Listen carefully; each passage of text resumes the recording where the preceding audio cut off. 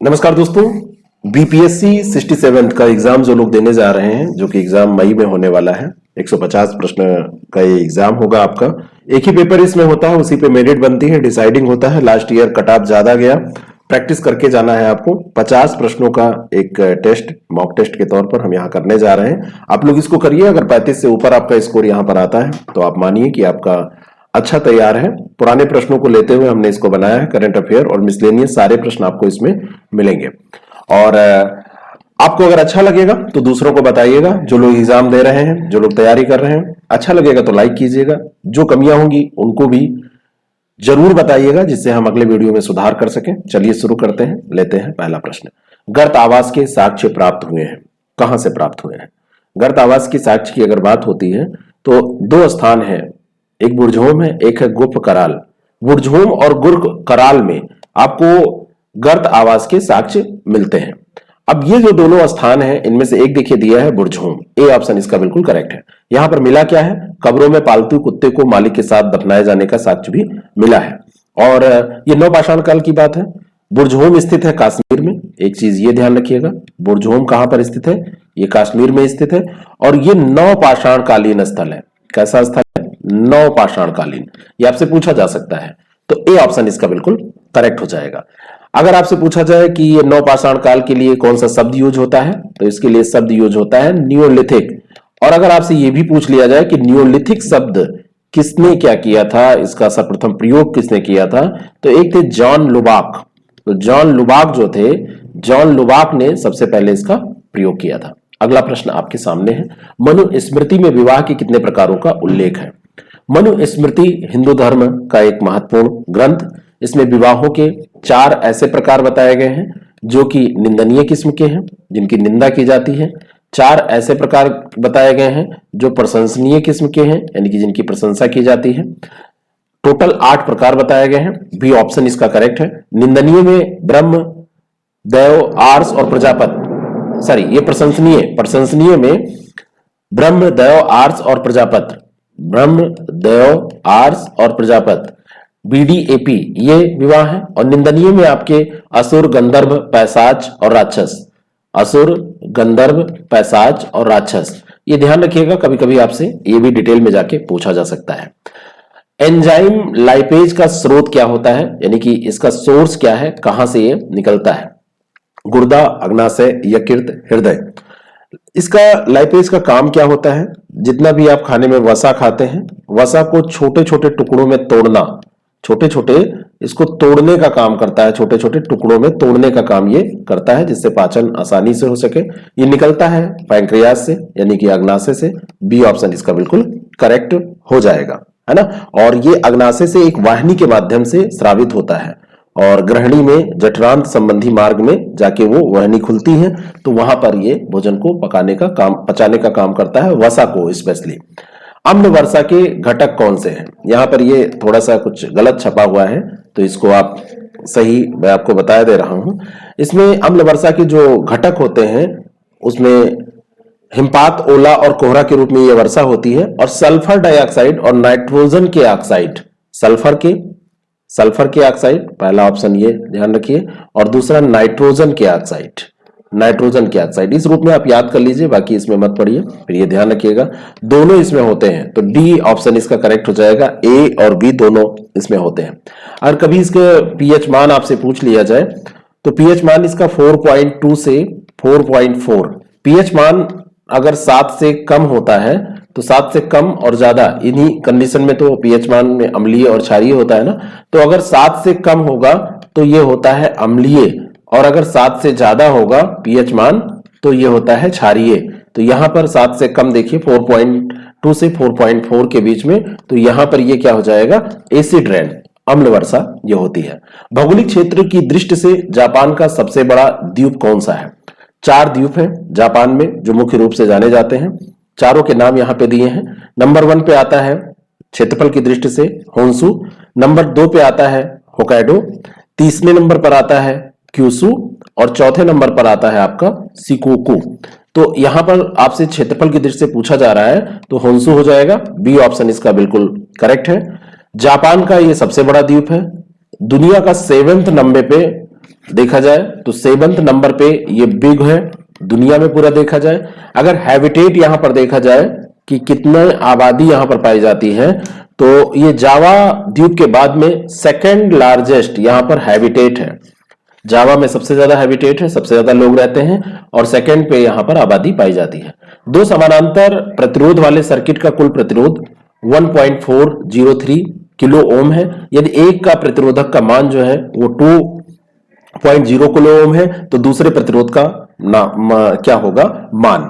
प्रतिरोध को जब आप कनेक्ट करते हैं तो जो समानांतर क्रम में होता है वो कुछ इस तरीके से आपका जुड़ा होता है। इसको निकालने का फार्मूला होता है 1/R equal to 1/R1 plus 1/R2। R दिया हुआ है 1.403 और एक R1 या R2 आप रख लीजिए, एक का दिया है 2, इसको आप यहां पे रख लीजिए। दूसरे को कैलकुलेट करेंगे तो 4.7 किलो ओम आ जाएगा। ओम से प्रतिरोध को मापते हैं, ये आप जान रखिएगा, ये ध्यान रखना है आपको। डी ऑप्शन इसका करेक्ट है। पार्किंसन बीमारी के उपचार के किसको नोबेल पुरस्कार दिया गया? इसके उपचार में किसको नोबेल पुरस्कार दिया गया जिसने पार्किंसन बीमारी का उपचार किया था? इसकी बीमारी के बारे में अगर हम बात करें तो सेंट्रल नर्वस सिस्टम, केंद्रीय तंत्रिका तंत्र का एक ये विकार होता है। कभी कभी आप देखते हैं बहुत सारे लोगों के हाथों में कपकपी, अंगों में कपकपी होती रहती है, और हाथ के कंपन से ही ये बीमारी शुरू होती है। 2000 में एक स्वीडिश वैज्ञानिक थे, सन 2000 की बात है, एक स्वीडिश वैज्ञानिक थे जिनका नाम था आर्विड कार्लसन। तो आर्विड कार्लसन को चिकित्सा का नोबेल पुरस्कार इसी के उपचार के लिए दिया गया था। ए ऑप्शन इसका करेक्ट है। अगला जो प्रश्न है, हड्डियों की पढ़ाई विज्ञान की किस शाखा के अंतर्गत होती है? Osteology, geology, orology, serology. हड्डियों की पढ़ाई किसमें होती है? तो हड्डियों की जो पढ़ाई होती है जिसमें इसके बारे में डिटेल पूरा पढ़ा जाता है, हड्डियों से संबंधित जितने भी रोग हैं, तो वो ऑस्टियोलॉजी होती है। डी ऑप्शन इसका बिल्कुल करेक्ट हो जाएगा। हड्डी, फाइबर, मैट्रिक्स, इन चीजों से बना ठोस रंध्र जो होता है, मजबूत संयोजी ऊतक जो होता है, जो शरीर को आकार प्रदान करता है, शरीर का जो ढांचा बनाता है, उन सभी अध्ययन को इसके अंतर्गत किया जाता है। मस्तिष्क में भी आपकी हड्डी मिलेगी, फेफड़ों में भी हड्डी मिलेगी, हाथ पांव में हड्डी मिलेगी। शैवाल और कवक के मिलने से लाइकेन बनता है, जिसे कहते हैं, क्या कहते हैं? शैवाल और कवक के मिलने से जो लाइकेन बनता है उसको क्या कहते हैं? पैरासाइटिज्म, म्यूचुअलिज्म, कन्वर्जन या कॉमेंसलिज्म। एक जीव दूसरे जीवों के साथ जब सहजीवी संबंध रखते हैं जिनमें दोनों जीवों को लाभ पहुंचता है, वही रिश्ता होता है शैवाल और कवक में। तो इसको कहते हैं हिंदी में सहोपकारिता, सहोपकारिता, और जिसको अंग्रेजी में कहते हैं क्या? म्यूचुअलिज्म। अंग्रेजी में इसको क्या कहते हैं? म्यूचुअलिज्म। हिंदी जो शब्द होता है वो होता है सहोपकारिता। सह उपकारिता से ये बना हुआ शब्द है, तो ये ध्यान रखिएगा। दोनों जीवों को लाभ होता है। लाइकेन वैसे भी आपसे पूछा जाता है, प्रदूषण संकेतक के रूप में कार्य करता है। प्रदूषण संकेतक के रूप में पूछा जाए कौन कार्य करता है, तो लाइकेन करता है। अगला प्रश्न है, निम्नलिखित में से कौन से कथन सही है? हड़प्पा का उत्खनन 1921 में किया गया। कभी कभी आपसे लेंदी प्रश्न भी पूछे जाते हैं। वर्तमान में हड़प्पा पाकिस्तान में है और हड़प्पा ब्यास नदी के किनारे था। हड़प्पा के उत्खननकर्ता आर.डी. बनर्जी थे। 1921 में किया गया, बिल्कुल सही है। और राय बहादुर दयाराम साहनी ने सर्वप्रथम इसका उत्खनन किया था, तो यह गलत हो जाएगा। हड़प्पा जो है ये रावी नदी के बाएं तट पर स्थित है, यहां पर व्यास दिया है, आप याद कर लीजिए। रावी नदी के लेफ्ट साइड में बाएं किनारे पर यह स्थित है, इतनी बात ये ध्यान रखिए। और हड़प्पा के जो उत्खनन करता थे वो राय बहादुर दयाराम साहनी थे, है ना, राय बहादुर दयाराम साहनी। तो साहनी याद रखिएगा। पहला दूसरा यहां पर सही हो जाएगा, ए ऑप्शन इसका बिल्कुल करेक्ट हो जाएगा। और राखालदास जो बनर्जी यहां पे दिए हैं, आर.डी. बनर्जी, इनका फुल फॉर्म है राखालदास बनर्जी। इन्होंने 1922 में एक उत्खनन कराया था जो था मोहनजोदड़ो का। हड़प्पा और मोहनजोदड़ो आप पढ़ते हैं ना, तो मोहनजोदड़ो का कराया था।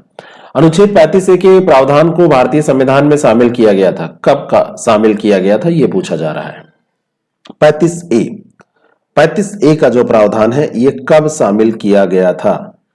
1947, 1950, 1953, 1954। ये 18 नहीं, 1900 ही होगा। 1900, क्योंकि 1800 होने का कोई मतलब नहीं है। राष्ट्रपति द्वारा संसद की सिफारिश पर भारत के संविधान के अनुच्छेद 370 का खंड 1 के साथ खंड 3 द्वारा प्रदत्त शक्तियों का प्रयोग करते हुए 370 तथा 35A को अभी समाप्त किया गया। तो ये जोड़ा कब गया था, ये पूछा जा रहा है। जम्मू कश्मीर राज्य का विघटन करके जम्मू कश्मीर और लद्दाख को जब दो केंद्र शासित प्रदेशों में बांटा गया तब ये चर्चा में आया। तो इसको जोड़ा गया था 1954 में, संविधान में जो शामिल किया गया था तो 1954 में, 1954 ये ध्यान रखना है। पटना युवक संघ की स्थापना हुई थी, कब हुई थी? पटना युवक संघ की स्थापना, इसकी स्थापना मणीन्द्र नारायण राय ने की थी। मणीन्द्र नारायण राय ने इसकी स्थापना की थी और इसकी स्थापना हुई थी 1927 में। सी ऑप्शन करेक्ट है। कश्मीर का अकबर किसे कहा जाता है? कौन सा सुल्तान था? 1420 से लेके 1470 तक आप चले आएंगे तो कश्मीर में एक बहुत प्रसिद्ध शासक हुए हैं। सभी धर्मों के प्रति ये सहिष्णुता की नीति रखते थे और अच्छे कार्य करते थे। सहिष्णु थे इसीलिए क्योंकि अकबर में भी ये गुण था, तो उससे तुलना करके कश्मीर का अकबर इनको कहा जाता है। जजिया को हटा दिया था, गोवध को निषेधित कर दिया था, उच्च पदों पर हिंदुओं को भी रखा था। बाकी फारसी, विज्ञान, कश्मीरी, संस्कृत, तिब्बती सभी भाषा को जानता भी था, उसको संरक्षण प्रदान भी किया था। सुल्तान जैनुल आबदीन। डी ऑप्शन इसका करेक्ट है। भारतीय संविधान के किस अनुच्छेद के अंतर्गत लोकसभा में अनुसूचित जातियों के आरक्षण का प्रावधान किया गया है? अनुसूचित जातियों के आरक्षण का प्रावधान किसमें किया गया है? आप अगर आपसे भाग पूछ लिया जाए तो भाग पे चले जाइए 16। भाग 16 में एक अनुच्छेद आपका पड़ता है 330(1). तो 330(1) में 330 यहां पे दिया है, 330(1) और आगे और आप जोड़ दीजिए 3(1) का में लोकसभा में अनुसूचित जाति और जनजाति के लिए स्थानों का आरक्षण किया गया है। ए ऑप्शन इसका बिल्कुल करेक्ट हो जाएगा। अगला जो प्रश्न है, आर्द्रता किस उपकरण से नापी जाती है? बढ़िया प्रश्न है। आर्द्रता मापने का जो उपकरण है वो क्या है? आर्द्रता, वायुमंडल की आर्द्रता आप नापते हैं, इसको हिंदी में कहते हैं आर्द्रता मापी। अंग्रेजी जो इसकी होती है वो होती है हाइग्रोमीटर। हाइड्रो नहीं, हाइग्रो मिलता जुलता शब्द है, तो ये होता है हाइग्रोमीटर। बी ऑप्शन इसका सही हो जाएगा। ठीक है। और ये कई प्रकार के होते हैं, प्रकाशिक विकिरण, प्रतिरोध, ताप विद्युत, कई तरीके से। ठीक है। तो ये मतलब मीटर ये अलग अलग, जैसे पायरोमीटर है, पायरोमीटर से जो आप मापते हैं, पायरोमीटर के प्रकार मैं आपको बता रहा था। ये जो पायरोमीटर है, पायरोमीटर कई तरीके से होते हैं और पायरोमीटर जो है ये हाई टेम्परेचर को मापते हैं, हाई टेम्परेचर को। लैक्टोमीटर जो है ये आपके दूध की शुद्धता को, मिल्क की शुद्धता को मापते हैं। ठीक है, ये ध्यान रखना है आपको। तो लैक्टोमीटर और पायरोमीटर, पायरोमीटर कई प्रकार के होते हैं। हाइग्रो मैं गलत बोल गया था। हाइग्रोमीटर से तो आपकी आर्द्रता मापी जाती है। बंगाल और बिहार में भूमि पर किराएदारों के अधिकार को बंगाल किराएदारी अधिनियम द्वारा कब स्वीकार किया गया? कब स्वीकार किया गया था? बंगाल काश्तकारी अधिनियम कब लागू हुआ था? दूसरे रूप में आप, जैसे बंगाल काश्तकारी अधिनियम कब लागू हुआ था? और हाँ, एक चीज और है, ये भी आपसे प्रश्न अलग से पूछा जाता है। बंगाल किराएदार अधिनियम, किराएदारों के अधिकार की बात इसमें की गई थी। एक और आपसे पूछा जाता है बंगाल काश्तकारी अधिनियम। ठीक है, तो बंगाल काश्तकारी अधिनियम 1885 में लागू हुआ। फिर सन 1912 में जब बंगाल से बिहार अलग हुआ तब इसने इस एक्ट को यथावत ऐसे ही स्वीकार कर लिया था, ऐसे ही। तो बंगाल और बिहार दोनों की बात हो रही है, तो वो ऐसे स्वीकार कर लिया गया था एज इट इज। और इस अधिनियम में 3 अनुसूची और 196 धाराएं हैं। और इसमें उद्देश्य क्या था? जमींदार काश्तकार की भूमि से संबंधित जो प्रथागत अधिकार थे उनको बताया जाए। लैंडलॉर्ड टीनेंट लॉ भी इसको कहा जाता है। लैंडलॉर्ड और टीनेंट, लैंडलॉर्ड और टीनेंट लॉ भी इसको कहा जाता है, ये भी आप ध्यान रखिएगा।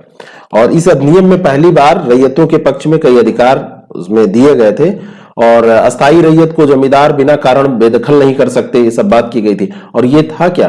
1885 का ही था। बाद में इसको 1912 में जब अलग हुआ है तो उसने स्वीकार, ऐसे एज इट इज स्वीकार कर लिया। C option. मौर्य समाज का 7 वर्गों में विभाजन का विशेष रूप से उल्लेख किया गया है, किसमें उल्लेख किया गया है? तो आप पढ़िए, एक किताब है इंडिका और ये पुस्तक है मेगास्थनीज की। मेगास्थनीज की जो इंडिका है, ये एक मेगास्थनीज जो था वो था क्या, सेलुकस का राजदूत था जो 304 ईसा पूर्व में चंद्रगुप्त मौर्य के दरबार में आया था। 304 ईसा पूर्व में चंद्रगुप्त मौर्य के दरबार में ये आता है और उसने कई भ्रामक विवरण भी दिए हैं, जैसे मौर्य समाज का 7 वर्गों में तथा जातियों में विभाजन दे दिया, दास प्रथा का अभाव बताया, अकाल न पड़ने का वर्णन इसने किया है ना, और कई ऐसी जानकारी भी देखता है जिसमें आप विश्वास नहीं कर सकते। बताया कि लेखन कला का भारत में अभाव था। मूल रूप से अब इंडिका है भी नहीं, मूल प्रति उसकी नहीं आपको मिलेगी, फिर भी इसके जो उदाहरण है उससे आप सीखेंगे बहुत कुछ। निम्नलिखित में से कौन सी मिट्टी नदियों द्वारा निर्मित है? लाल, काली, जलोढ़, लैटेराइट। कौन सी मिट्टी है जो नदियों के द्वारा निर्मित है? कभी कभी ऐसे हल्के प्रश्न भी आपसे पूछे जाते हैं। तो हल्के भूरे रंग की मिट्टी होती है और रेतीली से दोमट प्रकार की ये होती है, और इसका सही उत्तर हो जाएगा जलोढ़। जहां पर भी नदियां होंगी वहां पर ये मिट्टी आपको मिलेगी। दृश्य स्पेक्ट्रम के तरंगदैर्घ्य की सीमा क्या है? दृश्य स्पेक्ट्रम के तरंगदैर्घ्य की सीमा आपसे पूछी जा रही है। तो दृश्य स्पेक्ट्रम के तरंगदैर्घ्य की जो सीमा है वो आप क्या बताएंगे? ये सीमा है 3900 एंगस्ट्राम से 7600 एंगस्ट्राम के बीच में। बी ऑप्शन इसका बिल्कुल करेक्ट हो जाएगा। तरंगों के द्वारा ऊर्जा का एक स्थान से दूसरे स्थान पर स्थानांतरण होता है। इसमें यांत्रिक तरंगे और अयांत्रिक तरंगें होती हैं। तो यांत्रिक तरंगें जो होती हैं, जो किसी पदार्थिक माध्यम से, कोई भी माध्यम है उसमें ठोस, द्रव, गैस उसमें संचारित होती हैं, जैसे वायु में उत्पन्न तरंगें, भूकंप तरंगें, ये सब इसमें आती हैं। ठीक है। और जिन तरंगों के संचरण के लिए माध्यम की आवश्यकता नहीं होती है, निर्वात में भी संचारित हो सकती हैं, उनको आप विद्युत तरंगे या अयांत्रिक तरंगे कह देते हैं। इतना बेसिक आप ज्ञान रखिए इसके बारे में। मुजफ्फरपुर, दरभंगा और चंपारण जिलों में कौन सी मिट्टी अधिकांशतः पाई जाती है? ये ऐसे जिले हैं जहां पर, ऐसे पूरे बिहार में आपसे पूछा जाए तो नवीन जलोढ़क मिट्टी जो है, भांगर मिट्टी जो है, ये सर्वाधिक विस्तार अगर बिहार में देखेंगे तो पूर्णिया और सरसहा, ये जो क्षेत्र है वहां पर आपको मिलेगा। मुजफ्फरपुर, दरभंगा और चंपारण के उत्तरी पश्चिमी भाग में फिर धीरे धीरे आपको कम मात्रा होगी, लेकिन नवीन जलोढ़क मिट्टी की पट्टी पतली पतली होते हुए धीरे धीरे समाप्त हो जाएगी। ठीक है। तो मुजफ्फरपुर, दरभंगा और चंपारण जिलों में कौन सी मिट्टी आपको मिलती है, अगर ये आपसे पूछ लिया जाए तो भले कम है, लेकिन नवीन प्राचीन नहीं होगी, नवीन जलोढ़क ही होगी। बी ऑप्शन इसका करेक्ट है। बिहार के निम्नलिखित जिलों में से कौन सा जिला नेपाल के साथ सीमा साझा नहीं करता है? बहुत बढ़िया ये प्रश्न है। बिहार पूर्वी भारत का जो आप देखेंगे तो पूर्वी भारत में, उसके बाद में आपका फिर क्या आएगा? पश्चिम बंगाल आएगा। तो यहाँ पे जो मैप है वो थोड़ा सा जटिल हो जाता है। तो कौन सा जिला जो है नेपाल के साथ सीमा साझा नहीं करता है? तो बिहार का जो है चंपारण है, पश्चिमी चंपारण, ये सीमा साझा करता है। मोतिहारी है, सीतामढ़ी है, सीतामढ़ी भी करता है, और आपका मधुबनी भी करता है। आपका जो किशनगंज है, किशनगंज सीमा साझा करता है। यहाँ पर जो पूर्णिया दिया हुआ है, यहाँ पे पूर्णिया जिला, तो पूर्णिया की सीमा बिहार से नहीं जुड़ी हुई है। डी ऑप्शन इसका बिल्कुल करेक्ट हो जाएगा, ये ध्यान रखिए। दीवाने अर्ज विभाग संबंधित था, ये मध्यकाल से भी आपसे प्रश्न पूछे जाते हैं। तो सल्तनत काल का ये शब्द है, और सल्तनत काल में आप देखेंगे तो दीवान ए अर्ज एक सैन्य विभाग होता था, और आरिज ए मुमालिक, आरिज ए मुमालिक जो थे, ये सैन्य विभाग के जो प्रमुख होते थे उनको कहा जाता था। और इस पृथक सैन्य विभाग की स्थापना किसने की थी, अगर आपसे पूछ लिया जाए तो ये बलबन ने की थी, ये ध्यान रखिएगा। तो ये होता क्या था, ये आपका रक्षा विभाग से संबंधित था। सी ऑप्शन इसका करेक्ट हो जाएगा। अगला जो प्रश्न है, 2011 की जनगणना के अनुसार कौन से राज्य में लिंगानुपात सबसे कम है? तो 2011 की जनगणना ही अभी आपसे पूछी जाएगी, क्योंकि आगे की हुई नहीं है। शीर्ष लिंगानुपात में केरल आ जाएगा, और लोएस्ट में आप देखेंगे तो हरियाणा आता है, जिसका 879 है। बी ऑप्शन इसका बिल्कुल करेक्ट हो जाएगा। 2011 में की जो अंतिम जनगणना आंकड़े थे, उसमें भारत की जो जनगणना के बारे में लिंगानुपात की बात की जाए तो 943 था, और हरियाणा का 879 था। ये ध्यान रखना है आपको। उन मौलिक अधिकारों का चयन करें जो भारतीय नागरिकों को प्राप्त हैं परंतु गैर नागरिकों को नहीं प्राप्त हैं। तो इसमें भारतीय नागरिकों को प्राप्त है जैसे भाषण एवं अभिव्यक्ति की स्वतंत्रता, कानून की समझ समता, ये दोनों को प्राप्त है, ये दोनों को मिल जाएगी। अल्पसंख्यकों के जो अधिकार हैं ये केवल भारतीय नागरिकों को मिलेंगे। जीवन और स्वतंत्रता का संरक्षण ये दोनों को मिलेगी। तो पहला और तीसरा इसका सही उत्तर हो जाएगा, ए ऑप्शन इसका करेक्ट हो जाएगा। उच्च न्यायालय की व्यवस्था अनुसार निजी भवनों के ऊपर राष्ट्रीय झंडे को फहराना किस तरीके के नागरिक का मौलिक के तहत हर नागरिक का मौलिक अधिकार है, किस अनुच्छेद के तहत आपसे पूछा जा रहा है कि यह अधिकार दिया गया है। तो जो हमारा अनुच्छेद 19(1)(a है ना, और उसी के तहत ये झंडे को मकान पर ध्वज फहराने का जो अधिकार है प्रत्येक नागरिक को इसी से मिलता है। लेकिन ये एक एब्सोल्यूट राइट कोई ऐसा नहीं है। इसमें 19(1)(a) के खंड 2 के अंतर्गत युक्त निबंधन भी लगाए जा सकते हैं, ये ध्यान रखिएगा, है ना। और ये एक मतलब 19(1)(a) के तहत ये एक मूल अधिकार है, इतना आप कह सकते हैं। तो बी ऑप्शन इसका बिल्कुल करेक्ट हो जाएगा। रक्त कैंसर की रोकथाम के लिए कौन सा रेडियो समस्थानिक प्रयुक्त किया जाता है? रक्त कैंसर, जिसको आप दूसरे नाम से ल्यूकीमिया के नाम से भी जानते हैं, और इसके रोकथाम के लिए फास्फोरस जो होता है, फास्फोरस 32 P32 इसको बोलते हैं, और कोबाल्ट 60 का भी इसमें उपयोग किया जाता है। तो इसलिए इसका सही उत्तर क्या हो जाएगा? ई ऑप्शन हो जाएगा, क्योंकि कोबाल्ट 60 भी हो जाएगा, फास्फोरस 32, तो उपयुक्त में से कोई नहीं या एक से अधिक, तो यहां पर ई ऑप्शन इसका सही उत्तर हो जाएगा। 10 प्रश्न लगभग ऐसे भी होते हैं, 10-15 प्रश्न जिनके ई ऑप्शन भी होते हैं। सूची फर्स्ट सेकंड को सुमेलित कीजिए। यहां पर दिया है त्वचा कैंसर, और दूसरा है यहां पर आपका पराबैंगनी प्रकाश, इस थोड़ा सा इधर उधर हुआ है, नहीं, त्वचा कैंसर, और फिर ध्वनि प्रदूषण, और फिर दिया हुआ है यहां पर वैश्विक तापन, और फिर दिया है ओजोन छिद्र, और इसको इधर से सुमेलित करना है। तो त्वचा कैंसर या पराबैंगनी प्रकाश से ये रिलेटेड हो जाएगा। तो ए को आप जो सुमेलित करेंगे वो ए का 2 हो जाएगा। तो यहां भी दिया है, यहां भी दिया है। फिर आप आइए ध्वनि प्रदूषण, तो ये डेसिबल से हो जाएगा, तो 2 का 3 हो जाएगा। ये देखिए दोनों में दिया है। अब एक और आपको करना पड़ेगा सेट। तो तीसरे में आप आइए वैश्विक तापन, ये कार्बन डाइऑक्साइड से होगा, सरल सा प्रश्न है। तो सी में ये 4 हो जाएगा, तो सी का 4 जब आप टिक करेंगे तो ये बी सेट हो जाएगा। और लास्ट में ओजोन छिद्र क्लोरोफ्लोरोकार्बन से रिलेटेड है। अगला जो प्रश्न है, बिहार के किस वकील ने असहयोग आंदोलन के समय अपनी लाभप्रद वकालत छोड़ दी थी? फैक्चुअल प्रश्न है।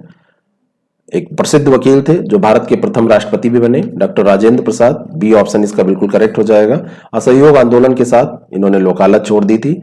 और इंडिया डिवाइडेड इनकी पुस्तक है, ये भी आपसे पूछा जा सकता है। इंडिया डिवाइडेड, ये इनकी पुस्तक का नाम है। गुप्त काल एवं गुप्तोत्तर काल तथा प्राचीन भारत का नेपोलियन किसे कहा जाता है? गुप्त एवं गुप्तोत्तर काल में ये नहीं, ये बस इतना, इसको हटा दीजिए, इसको हटाइए, ये प्रश्न इतना ही काफी है। गुप्त और गुप्तोत्तर काल की कोई बात यहां पर नहीं हो रही है। यहां पर बस प्रश्न है कि ये नेपोलियन ऑफ एंशिएंट इंडिया किसे कहा जाता है। ये कुछ मिसप्रिंट हुआ है, मैं इसको सब आगे चेक कराऊंगा।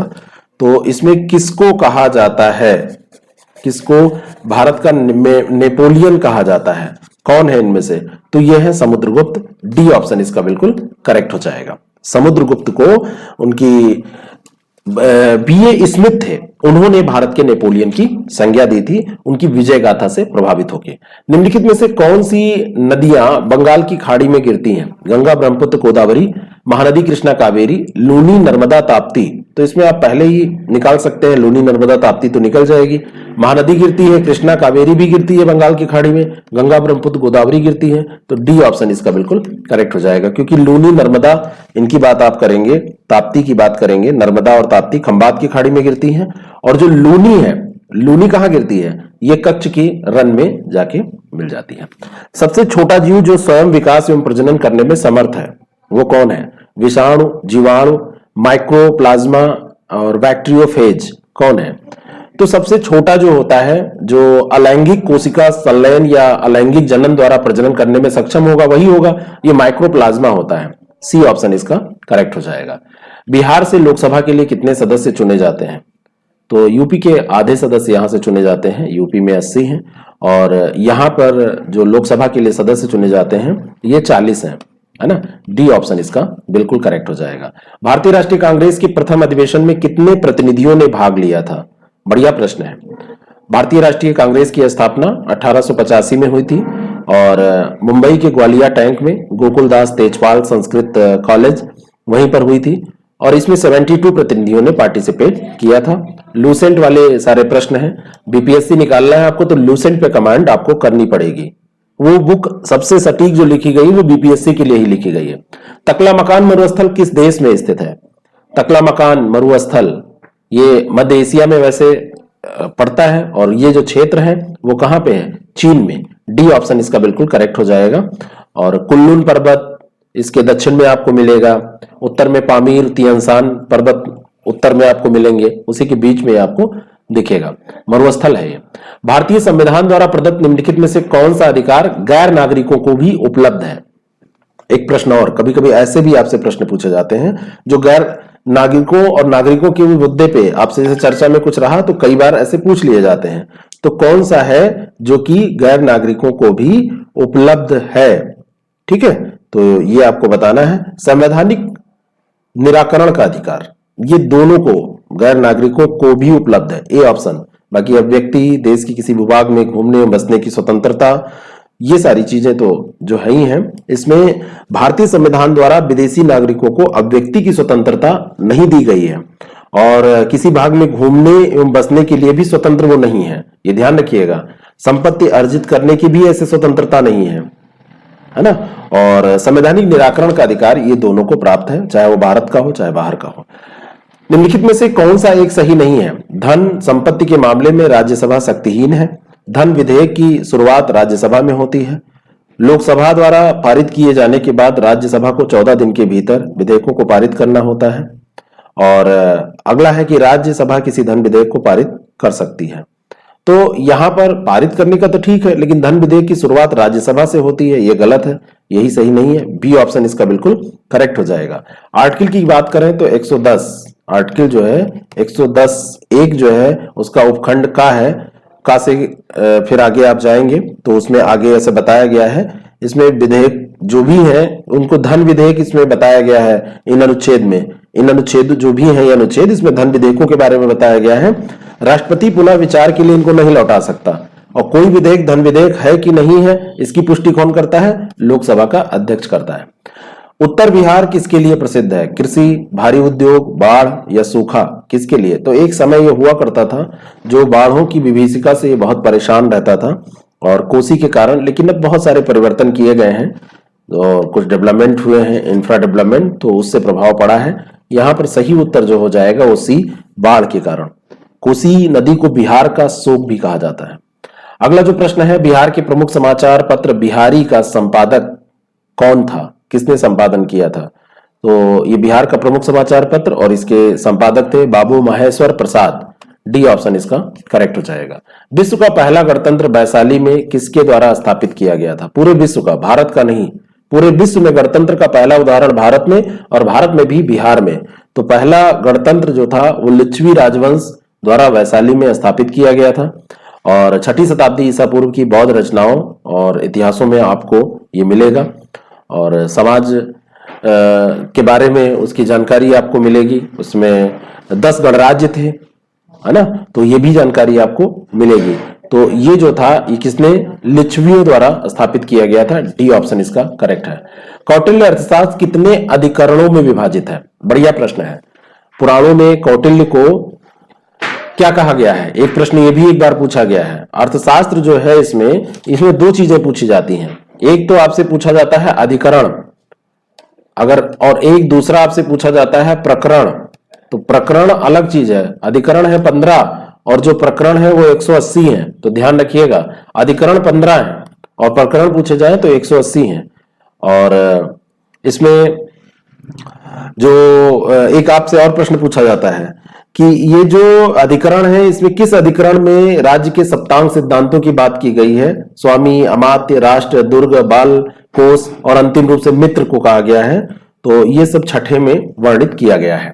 तो डी ऑप्शन इसका बिल्कुल करेक्ट हो जाएगा, अधिकरण 15 प्रकरण 180। मध्यकाल में बटाई शब्द का अर्थ क्या है? धार्मिक कर, लगान निर्धारण का तरीका, धन कर और संपत्ति कर। बटाई क्या होता है? तो बटाई जो था वो लगान निर्धारण का एक तरीका हुआ करता था, है ना। और जो भी फसल अभी भी बटाईदार होते हैं, बटाई पे फसल खेती करते हैं, तो अनुमान के आधार पर लगान इसमें निर्धारित किया जाता है। अब तो खैर नाप तौल इसमें होने लगा है, लेकिन बटाई में उत्पादित जो फसल होती थी उसमें अनुमान के आधार पर लगान निर्धारित कर लिया जाता था। अगला जो प्रश्न है, सम्राट आलम शाह द्वितीय ने ईस्ट इंडिया कंपनी को बंगाल, बिहार तथा उड़ीसा की दीवानी प्रदान की, कब प्रदान की थी? तो ये बात है 12 अगस्त 1765। 19 कहां हो जाएगा, 1765 एक फरमान जारी किया शाह आलम ने, बंगाल, बिहार, उड़ीसा की दीवानी अस्थायी रूप से अंग्रेजों को दे दी और कंपनी से 26 लाख रुपए और मतलब इन्होंने सम्राट को कंपनी ने देने का वादा किया था और निजामत के वे के लिए 53 लाख रुपए अलग देने का वादा किया था। तो ये 12 अगस्त 1765, ए ऑप्शन इसका करेक्ट है।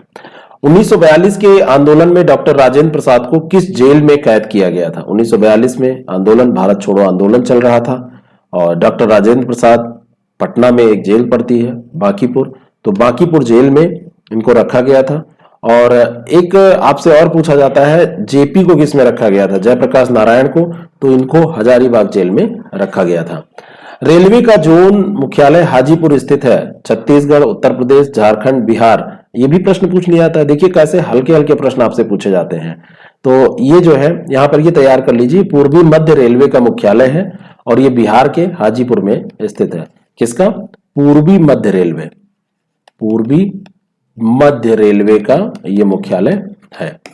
अगला जो प्रश्न है, ग्रेट बैरियर रीफ के समीप स्थित है दक्षिण अमेरिका, यूरोप, ऑस्ट्रेलिया, अफ्रीका, कौन सा है जो ग्रेट बैरियर रीफ? तो ऑस्ट्रेलिया का जब आप मैप देखेंगे तो ऑस्ट्रेलिया के मैप में ईस्ट वाले पार्ट में जब आप जाएंगे तो पूर्वी भाग में, पूर्वी तट पर प्रवाल भित्ति पाई जाती है, प्रवाल भित्ति है, प्रवाल की ये दीवार है और इसी को ग्रेट बैरियर रीफ के नाम से जाना जाता है। सी ऑप्शन इसका करेक्ट है। बहुत सरल प्रश्न, फैक्चुअल प्रश्न पूछे जाते हैं यहाँ, बस पेपर करने में आप सावधानी बरतिए। निम्नलिखित में से कौन सा कथन सही नहीं है? जर्मन राष्ट्रपति फ्रैंक वाल्टर स्टीमियर को उनके राष्ट्रपति के तीसरे कार्य के लिए चुना गया। करंट अफेयर का प्रश्न है। जर्मनी की चांसलर एंजेला मर्केल है, जर्मनी की राजधानी बर्लिन है, जर्मनी की मुद्रा यूरो है।